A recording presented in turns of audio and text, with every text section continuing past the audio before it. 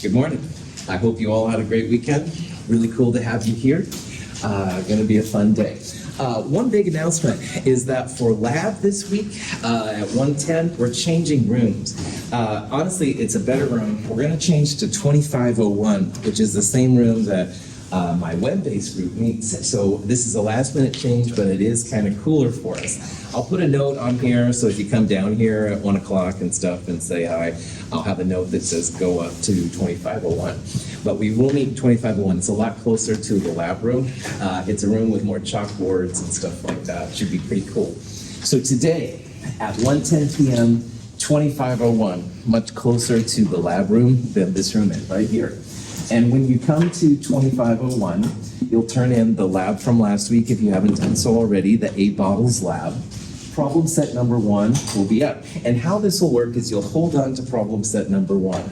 Don't turn it in right away. And on the chalkboards, I'll have some numbers from the problem set up. And I would love it if you would put your answer to one of the problems on the board.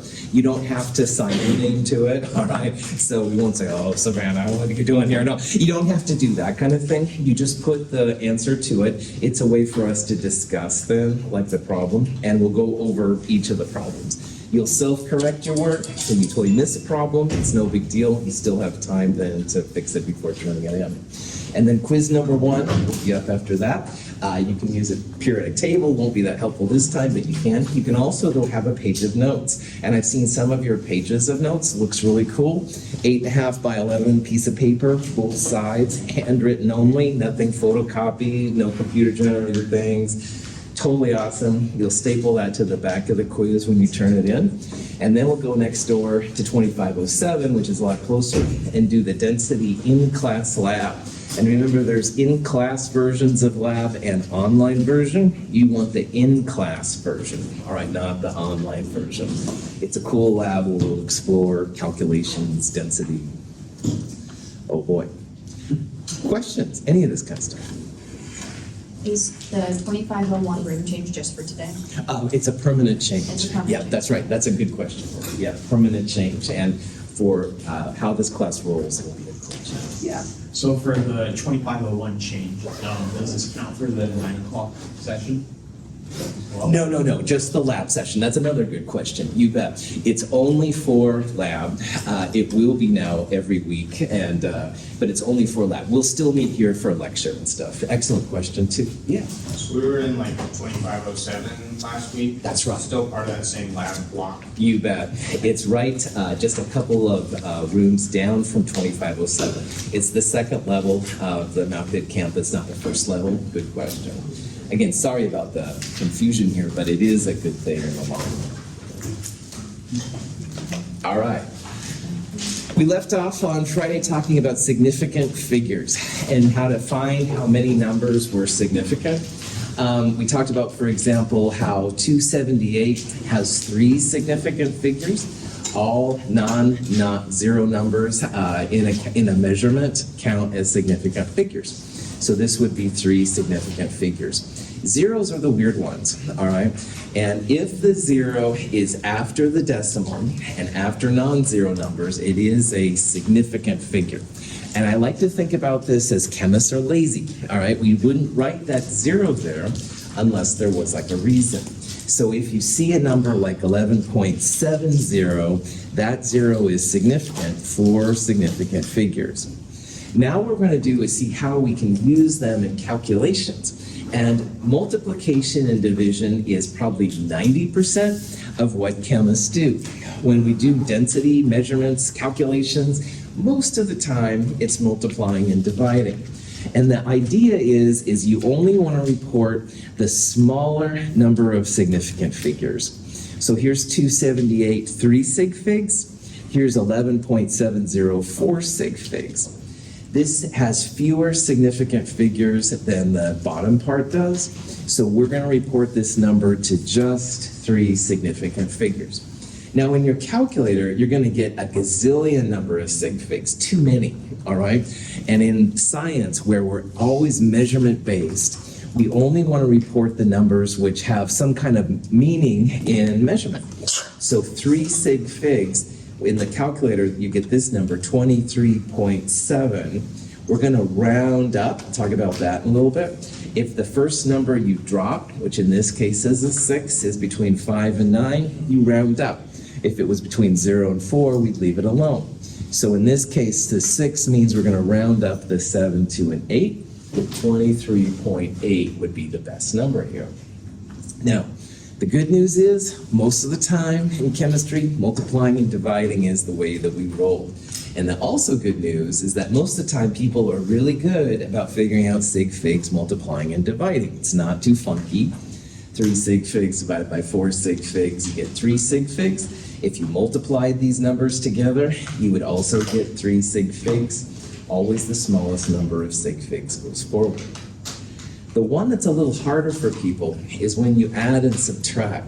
And when you convert with temperature, which we talked about earlier, temperature a lot of times involves that 273.15 when you go from Celsius to Kelvin and vice versa.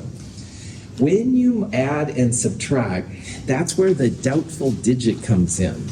Now, as we talked about on Friday, if you have a number like 3.18, the 8 is the doubtful digit. That's the one that scientists aren't always totally sure about. Like maybe it's 3.19 or 3.17. And if we all recorded it, it would be somewhat different, but hopefully close to 3.18. Well, in this case, we're adding a number that has a doubtful digit there, and another number which has a doubtful digit way out there at the 100,000ths of a position. So this one has a lot more precision. This person used really good techniques to figure it out. This one wasn't recorded to the same level of precision. So you can think about it like in this problem, we don't know what those 3 numbers are to the right of the 8. I mean, possibly it's 0, 0, 0, but that's not very likely. All right, statistically, there's a lot of other combinations that are possible. And since we don't know what they are, we cut it off at the largest doubtful digit. The 8 is in a larger position than the 5 is. So we can't record any farther out than the 8 number. So this number right here in your calculator comes out to be 3.19315. But scientists have no confidence in these 3 positions right here. So these 3 positions aren't very reliable, all right? So we're gonna cut it off and call it 3.19. So I'll talk sometimes about the largest doubtful digit. That just means look at the numbers you're given, all right? This is a bigger number position than the 5 is. So try to cut it off then at the 100th spot for that reason. Adding and subtracting works this way. Yeah. What if they're trying to go for like precision? Like they don't want to cut it off. Like what happens? Yeah. If you're trying to get more precision, you should do a better job at your measurement. All right. Like this class, 50% female today. I have no idea how accurate that is. That wasn't a very precise measurement. All right. What I should do is count the number of people, figure out how many male or female or other for that matter, 21st century, and then I could do a better job with my precision, right? So in science, yeah, the type of experiment you do, maybe this is all you could get, you know, but maybe if you could go back, maybe you could get some of those numbers, which would be really cool. And especially those of you going into engineering, this is really important because maybe you can do a better job getting a measurement, right? But sometimes it's hard. Good question. When you try to measure something, you just whip out the caliper. Maybe your caliper is the limiting part and you need a better version, like an electronic thing or something like that. Yeah, I have a digital one, and when I like close it fully together, it's like off by like 0.002.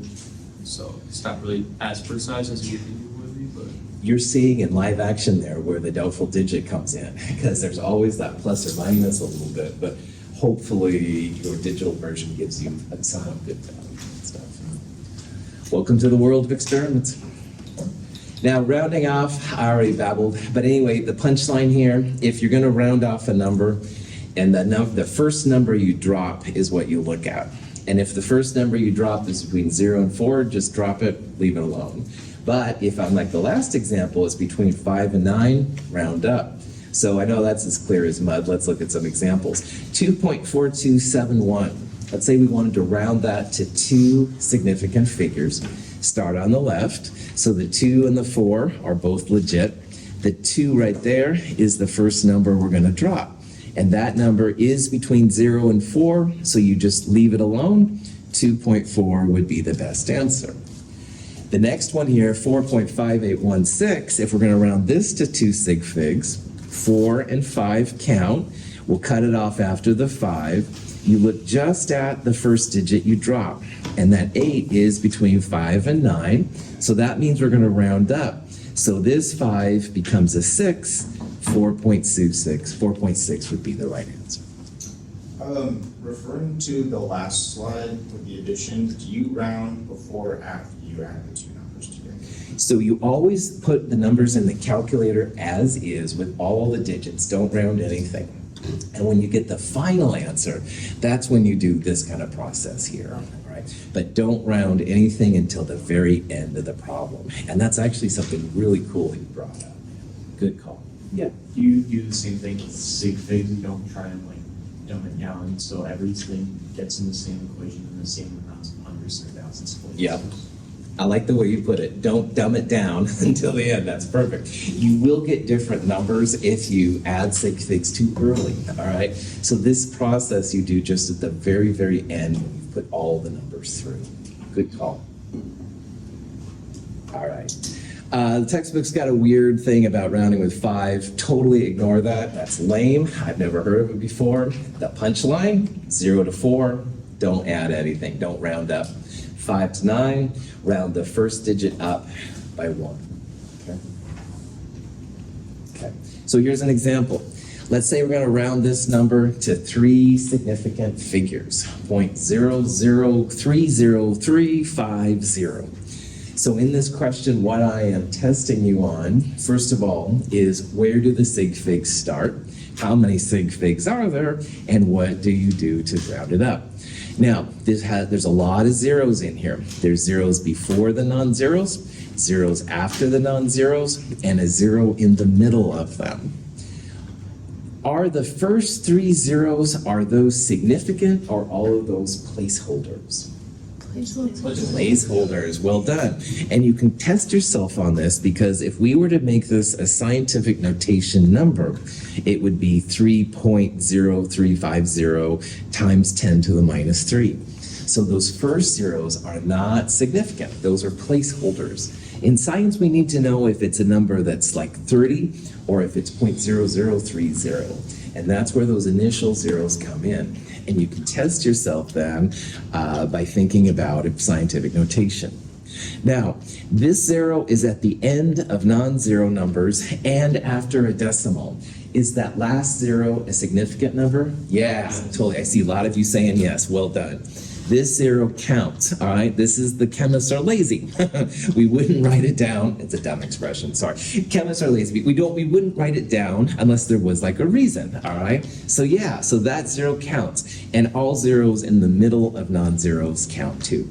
So, counting the sig figs, 1, 2, 3, 303, those would be the first 3 significant figures. So one tempting answer then would be 0.00303, but remember you've got to look at the first digit dropped. It's a 5. So do we round that last 3 up to the 4 or leave it? Yeah, seeing thumbs up. Well done, you're all on it. Yeah, 0.00304 would be the best answer. Yes, you can write it in scientific notation, 3.04 times 10 to the minus 3. There's not enough zeros for me to get too panicky. Don't make me count your zeros if there's lots of them.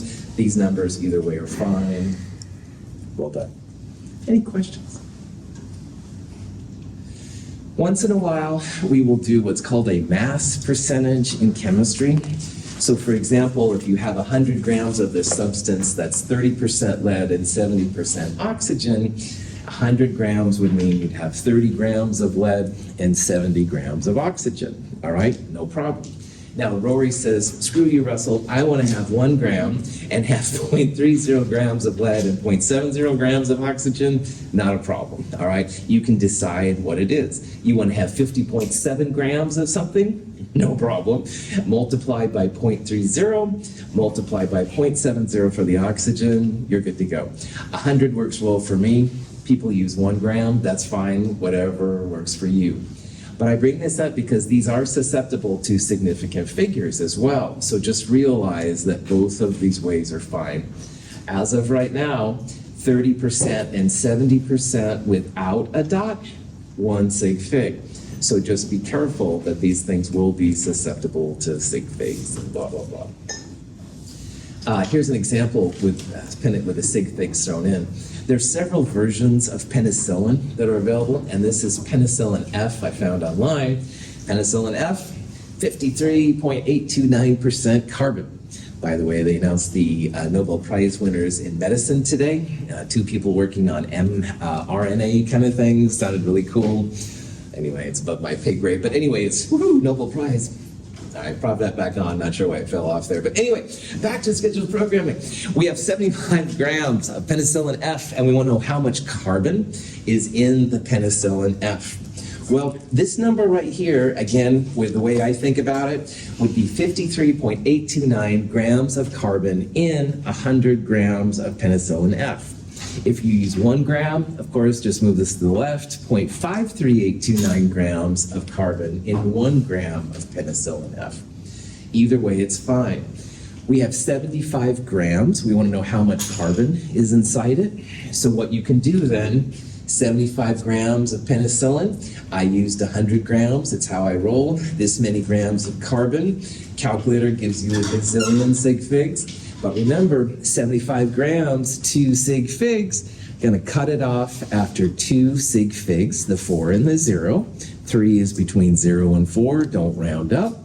I'm gonna put a dot right there. That shows that 0 is a significant number because it's something worth fighting for. Any questions on that? Once in a while, there are what's called a volume percentage. So if you had 100 milliliters of something, maybe 30 milliliters was HCl.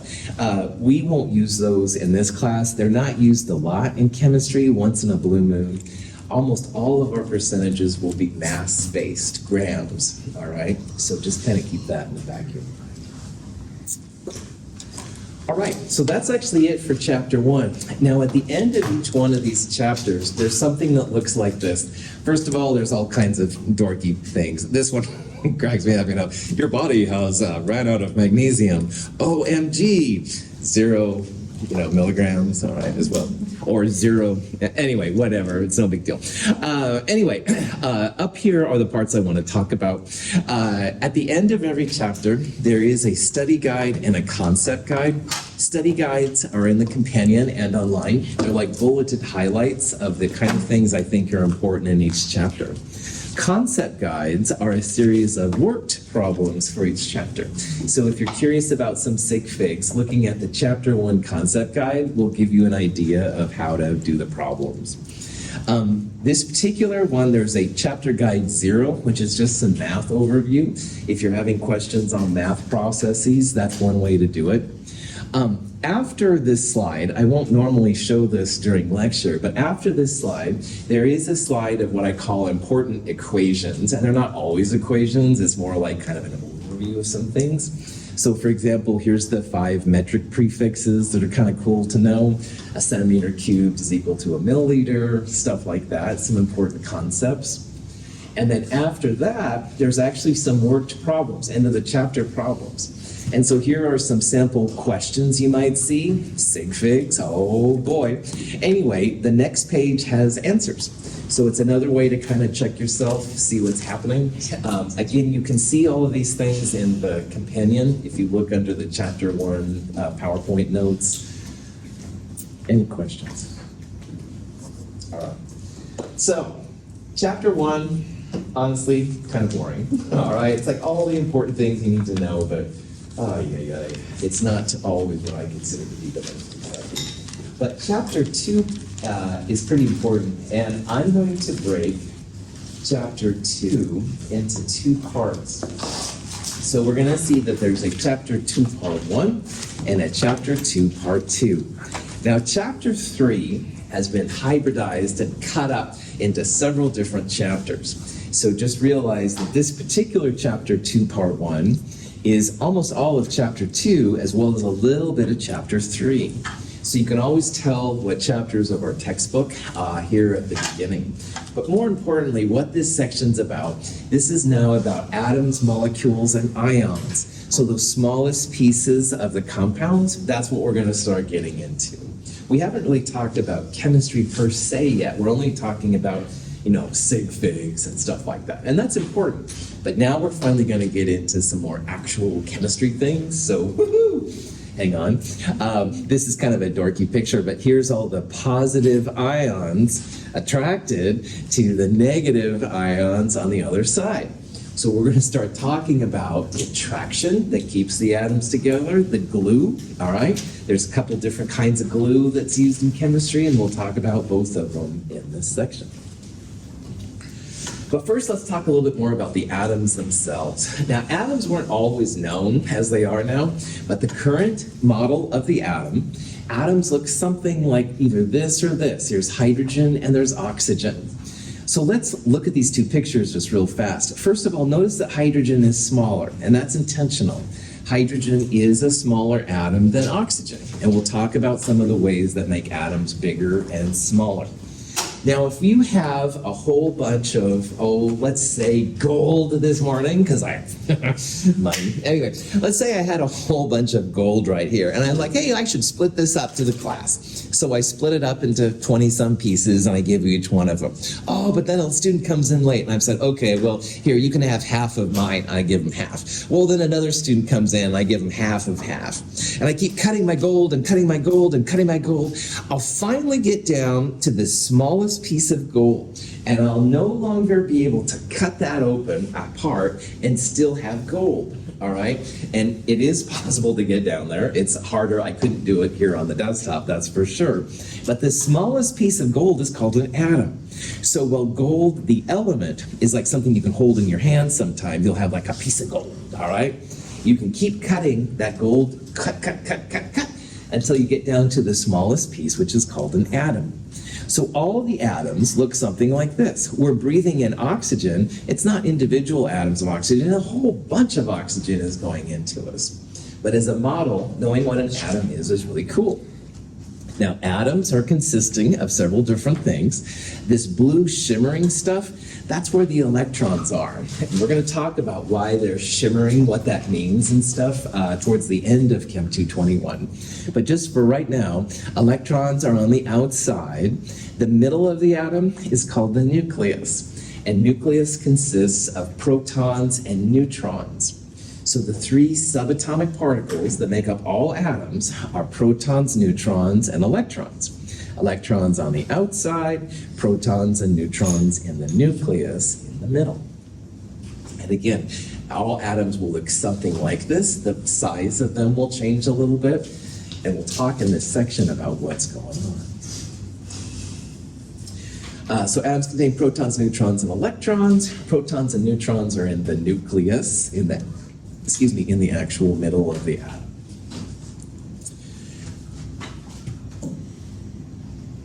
If modern astrophysical theories of the origin of the universe are correct, in the first few moments of the violent birth of the universe, there were only two elements, hydrogen and helium. You can believe anything you want outside of chemistry. I really don't mind what your spiritual kind of beliefs are. In the science world, all right, the universe was created 13.77 billion years ago, is apparently the best number I could find, through what's called the Big Bang. And all the matter in the entire universe was in a really, really small spot, and all of a sudden, bam, the most powerful explosion ever happened. And long story short, our galaxy, Milky Way formed, solar system formed, the Earth formed, had oxygen, blah, blah, blah. At first, hydrogen and helium were the main players on the stage. Other elements came in later, so carbon and oxygen. My beloved gold I was talking about a little bit. We need molybdenum in our bodies. All these other elements came later. But the Big Bang was the origin of where things started out. Now, in addition, of course, to hydrogen and helium, the other elements are important too. Carbon is the backbone of life, all right? DNA, things we breathe, caffeine, woo-hoo, gotta have carbon. Neon, chromium, strontium, all these other elements came around too. But these are literally the building blocks, all right, of everything around us, all right? The computers you're using, the air we're breathing, the caffeine I wish I was consuming right now. All of these things have mass in them, and all mass has atoms. This picture on the graph on the left shows the element abundance in the universe as we know it, all right? And again, this kind of thing will constantly change. But here's hydrogen on the far left and helium right next to it. And those are the most abundant atoms by far. Notice that there's kind of a gap, like there's not as much lithium, beryllium, and boron, but then quite a bit of carbon and oxygen, aluminum, silicon. Iron is a pretty abundant one too.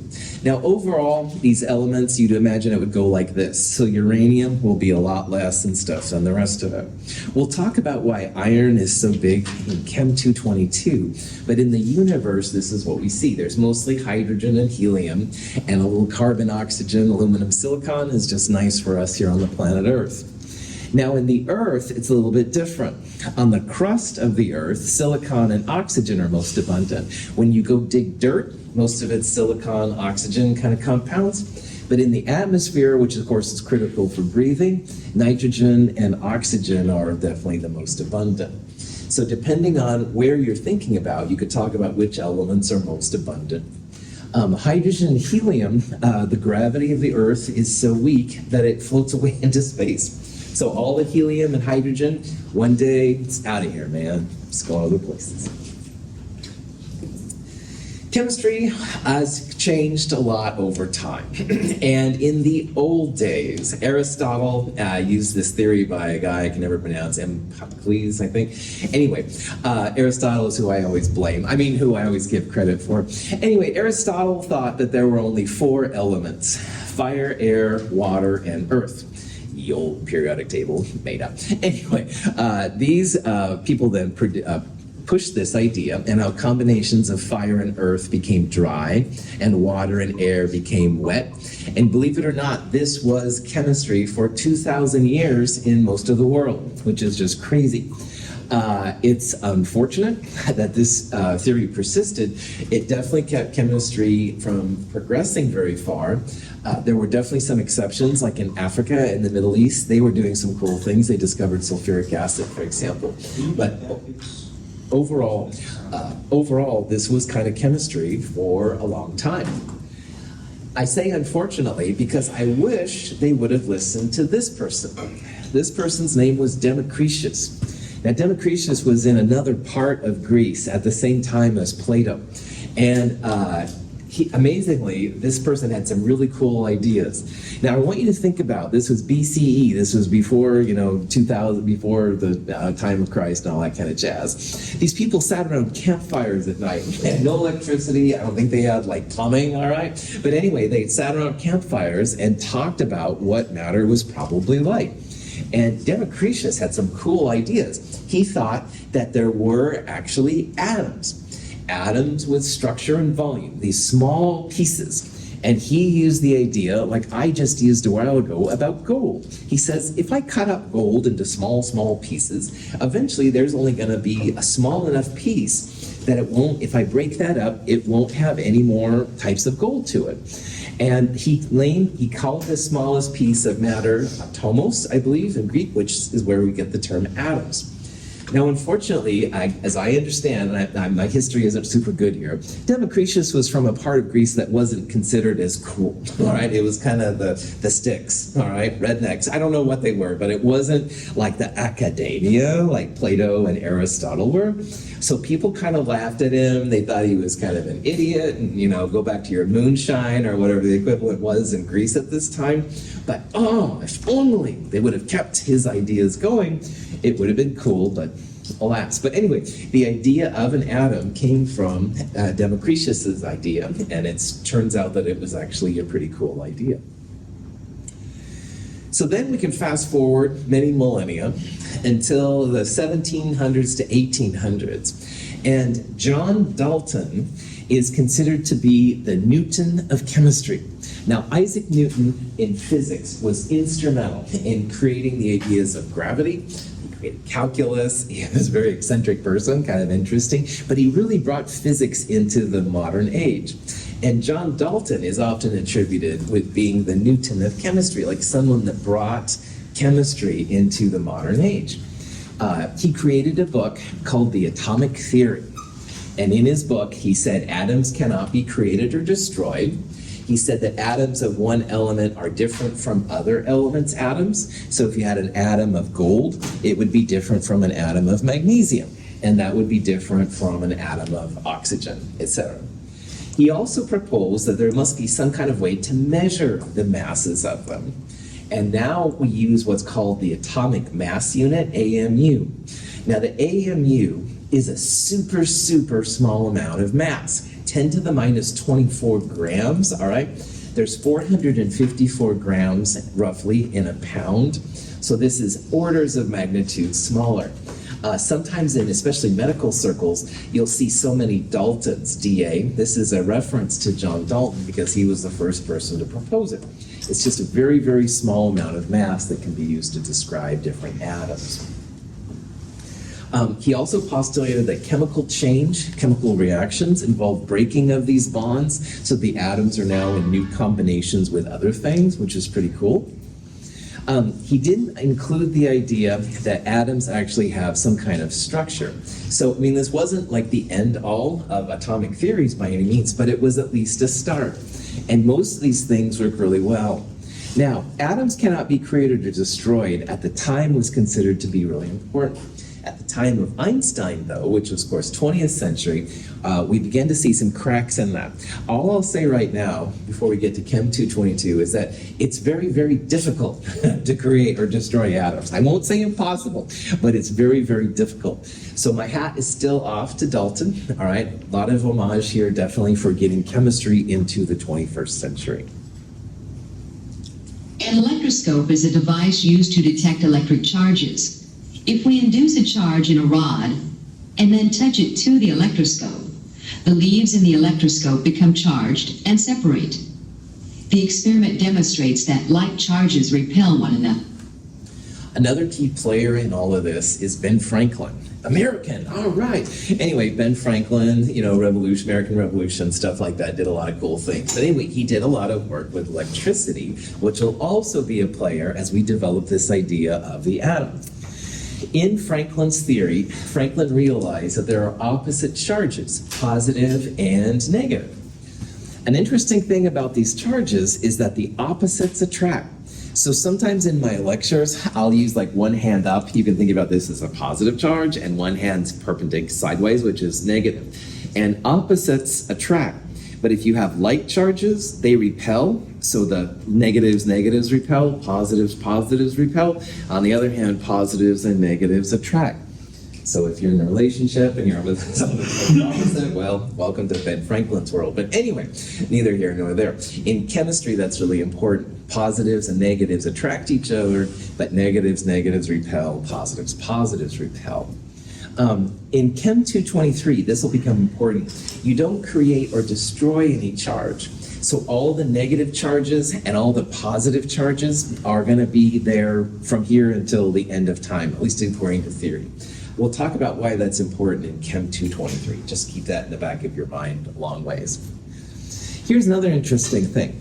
Charge is inversely proportional to the distance, all right? And that's really interesting. I'd like to use you as an example. Gina, right? Yeah. Good. And if you don't want to do it, it's okay. But let's say I said, oh, Gina, good to see you. And I come up and I shake, let's just fist pump. That's better. All right. So we're fist pumping. Yeah, I haven't seen Gina since Friday. So as I get farther away, though, all right, and I'm not a yoga person and that, I get harder and harder for me to fist pump. And then, breaks up. Thank you, Gina.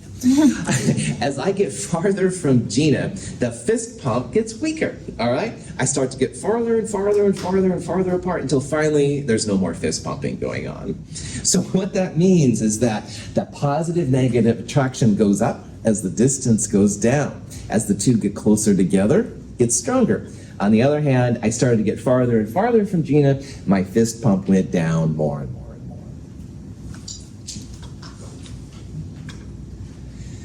Henry Becquerel in 1896 discovered something that will also be useful.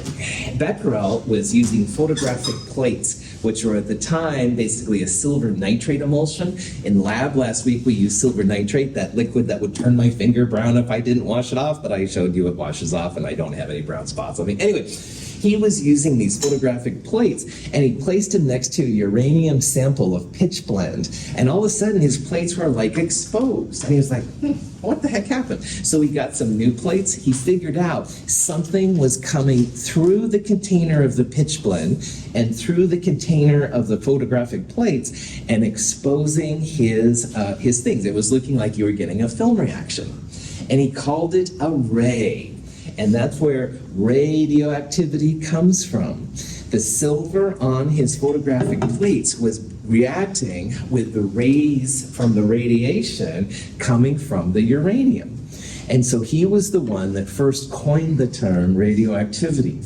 And one of his graduate students at the time, a cool woman named Marie Curie.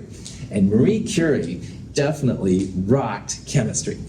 Marie Curie, you may have heard of before, she's kind of the Newton of radioactivity, in my opinion. She really opened the door for what radiation is all about, and that's really hopeful to us too. She realized that these substances in the uranium were decomposing, disintegrating, all right, and they would create a type of array in the process. That's where radioactive substances come from. These rays are coming out. Dalton claimed earlier that atoms were indestructible, and most of the time they are, all right? Like here at Mount Hood, most of the time our atoms are pretty hard to beat. However, radiation is such a high energy process, it will change one atom into the other. So radiation kind of knocked Dalton's part there off a little bit, but hey, this is science. You go until you get more data to support things. So Marie Curie is definitely part of the current model of the atom, which is really, really neat. She saw that there were three types of radiation: alpha, beta, and gamma. A lot of times these will get these little Greek symbols right here. Alpha, beta looks like a funny B, and gamma almost looks like a Y. Those are Greek symbols for alpha, beta, and gamma. And all of these are type of radiation. Now, alpha is basically a supercharged helium, all right? If you've ever been to a birthday party and you sucked up the helium from a balloon, and you talk like Donald Duck for a while, all right, that's kind of fun. Don't do it with alpha radiation, man. If you did that with alpha radiation, it would kill you. It's like supercharged, man. It will go through your system. So it is helium, but man, it's not the helium you want to do at a birthday party. Trust me. Beta is a type of supercharged electron. Now, we're going to be throwing electrons around in chemistry left and right, and for most of the time, that's okay. But man, with these beta particles, don't be throwing these into your reactions because it totally changes the dynamic. You can think of them as like super caffeinated and they're unpredictable. Even like meth, would probably be a better example than my beloved caffeine here, but it's not something you want to mess with, all right? And gamma, oh man, gamma is like pure energy, all right? Now, believe it or not, from our lights, we're getting types of energy coming down here, and it's kind of cool, we can see things. Don't be doing that with gamma, all right? Gamma, again, is such a high energy, it causes lots of damage and stuff like that, bad news. Now, I want to talk a little bit about the different effects of alpha, beta, and gamma, because it's important for When chemistry. passed through charged plates, radioactive emissions split into three distinct rays. Beta rays are negatively charged. Gamma rays have no charge. Alpha rays have a positive charge. Here's an example of a radioactive source, and they're sending the radioactive source through what's called a double slit. This is used because radiation comes out 360 all directions, and if you use a double slit, it comes out like a plane of radiation. All the other radiation is stopped by here. So you get a nice beam of radiation, and what they did here is they put it through some electric plates, and electric plates have a positive and a negative. Now, remembering that opposites attract, will the negative or the positive be attracted to the positive? Negative, you bet. And when they've used like a piece of photography paper, which is what Becquerel used, there was a big beam right there. That's from the beta rays. Beta rays are basically negative electrons. They're attracted to positive, so they kind of swerve off to the left. On the other hand, the alpha particles are positive helium. They're positively charged, and they go a little bit to the right. Now, electrons have a lot less mass, so they're swerved more to the left than the alpha particles are to the right. That's something you'll learn about in physics. Don't worry about it right here. But good old gamma rays, straight on through. No positive or negative charge. So if one of you says, "Oh, Russell, you're such a jerk," and you fire an alpha particle gun at me, well, most of the time, because alpha particles are helium, most of the time, as long as you don't open your mouth up, no problem. Your clothes will protect you, and you'll be totally safe. On the other hand, beta particles, which are electrons, will usually go through your clothes. Skin is a good protector against beta particles. You could also use just a tiny bit of lead.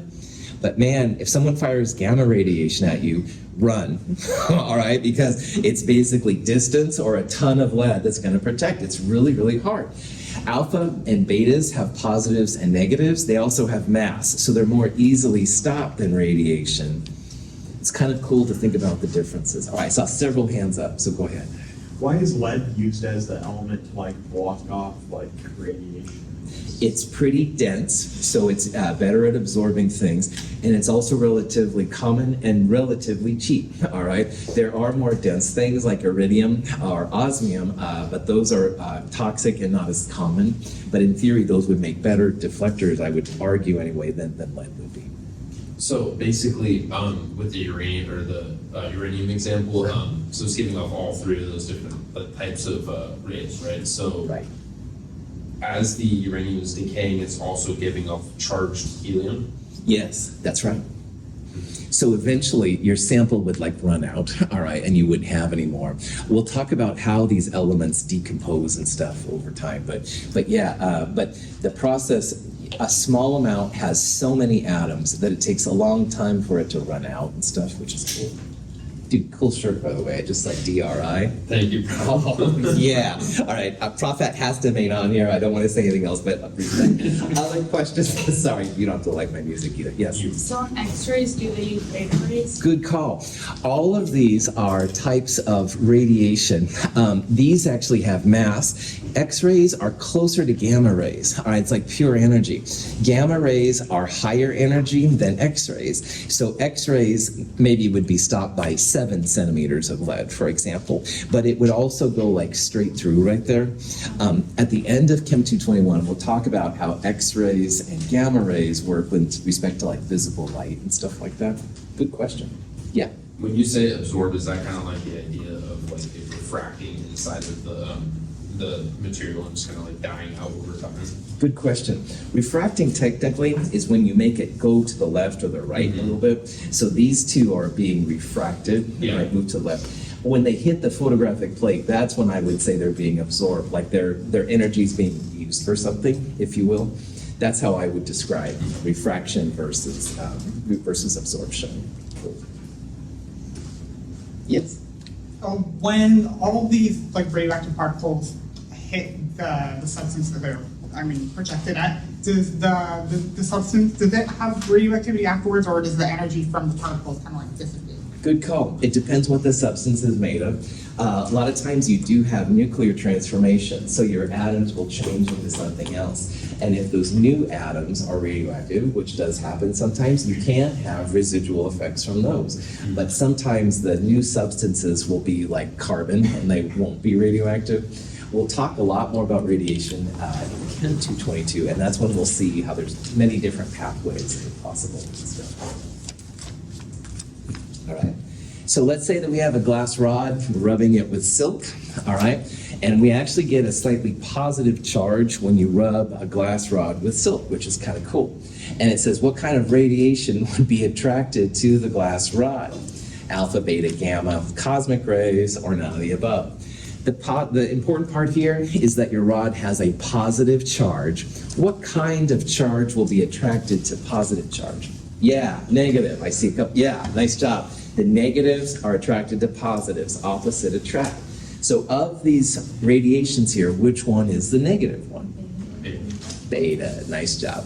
Beta radiation has a negative charge. So the beta radiation would be attracted to your silk rod with a slight positive charge. Alpha is positive, beta is negative, gamma has no charge, so it's uninterested. It'll care less about your positives and negatives. Cosmic rays are things from the sun, super high charged particles. Created the Fantastic Four, woohoo! But that's neither here nor there. It doesn't help us in this class. It's another kind of a radiation. So Marie Curie is pretty awesome. She was definitely in a bad scene. Women were not respected at all at this time. She had to work in a shed outside of a French Paris Institute. It was super cold in the winter and super hot in the summer, totally late. She had to buy her own samples, which is incredible, but she discovered two elements all by herself, radium and polonium, which is pretty awesome. And they wouldn't fund her. So the American Association of University Women, which is still a group that exists, actually raised in 1919 $150,000 to buy her a gram of radium so she could continue her work, which is totally cool. She was killed by a cancer caused by the radiation she was exposed to, which is kind of sad. She's definitely one of my heroes. I love this quote. Nothing in life is to be feared, it is only to be understood. Respect. She's the only person, not the only person, excuse me. She has won 2 Nobel Prizes, which is pretty impressive. Enough said. So, the atom, protons and neutrons in the nucleus, electrons around the outside. If protons are positive and electrons are negative, an atom is considered neutral if the number of protons equals the number of electrons. So if you have an atom, say with 2 protons, it would be considered electrically neutral if that atom had 2 electrons, all right? Number of positives equal number of negatives. And remember that it's the middle part there, the nucleus, that has all the protons and neutrons while the electrons are circling, quote unquote, around the outside. I want to also point out again how small they are. All right. In the first day of class, I think I was babbling. I put a teaspoon of water down the sink, give or take, and there's more molecules of water in that than there are teaspoons of water. Well, technically, water has 3 atoms.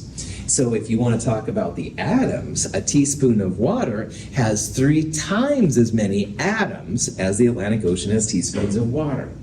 So it's incredible. These are really, really small, all right? And we're going to talk about how to interpret that as a chemist and how chemists are able to overcome. Because you can't be counting out individual atoms. Here's 6 atoms for you and 10 atoms for you. That's not going to happen. But we have techniques then to get around it, which is kind of cool. Here's a few more informational pieces on these different atoms. Proton, the mass, really, really small, all right? 1.67 blah, blah, times 10 to the minus 24 grams, all right? Now remember that a pound is 454 grams, and this is orders of magnitude less. So a lot of times in science, we'll use an atomic mass unit, which is also what a Dalton is referred to as. If you talk about a proton in terms of AMU, 1.0073. So a proton is just a little bit more than 1 AMU. Electrons are negative. So while protons are positive, electrons are negative. Here's the mass of an electron, 0.0005-ish AMUs. So which one is bigger in terms of mass, a proton or an electron? Yep, definitely. The proton is bigger. This is more mass. This one, much, much, much less than an AMU. It's roughly 2,000 electrons per proton, all right? It just shows that in terms of a scale, electrons have a lot less mass than the protons that are around them. Now, the neutron is another player in all this. It's totally neutral. It has no charge. Mass, 1.0087 AMUs. So if I have a scale and I put a proton on one side and a neutron on the other, which one is heavier? Which one has more mass? Neutrons, yeah. Neutron, 1.008-ish. Proton, 1.007-ish. So protons are a little less mass than neutrons. So when we talk about mass, neutron is the most massive, proton close to, but a little bit less than neutrons, and electrons, really, really small, about 1/2000th the mass of those other ones. And again, protons are positive, positive, electrons are negative, neutrons have no charge. Questions? All right. Again, we're going to meet in 2501 today, that 110, not 1303. I'll have a note down here just to make sure. Bring this stuff with you. Thank you for being here. See you at 1:10 p.m. in 2501. Go.